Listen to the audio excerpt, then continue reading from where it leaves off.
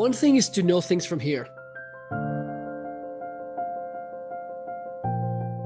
Another is to have a memory in your feeling body about a truly magnificent experience. Because you have brought yourself to a place of tuning in to see what's there. That was a very profound moment where the practice and awareness and your teaching of the soul map was so helpful. It gave me a foundation, a language for me to validate and embrace my experience fully, knowing that this is energy moving. This is just energy moving. I'm not threatened by it. I'm just feeling it. And that I can also, when I breathe and take that pause, I can make a choice of surrendering to that and moving into gratitude. The map, as we had to describe where were we feeling or whatever we were experiencing, we had to write, put X's about where that was happening in our body.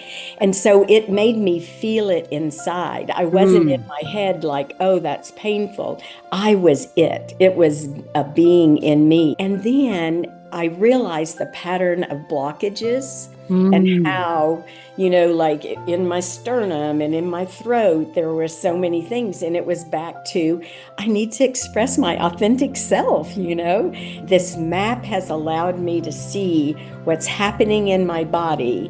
And if I want my body free flowing and I want to be that instead of constricted, then there's information here for me to be able to utilize. To identify where something is on your body that is also connected to an emotional response, that also has history inside, that also has connections to other parts of your body. From my experience, emotion has been a key factor in sickness.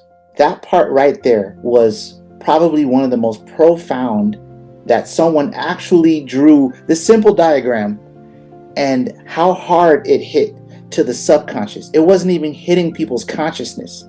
They saw it as a diagram, but it didn't hit their consciousness until they started applying the gratitude. I'm like, oh my God, I feel something.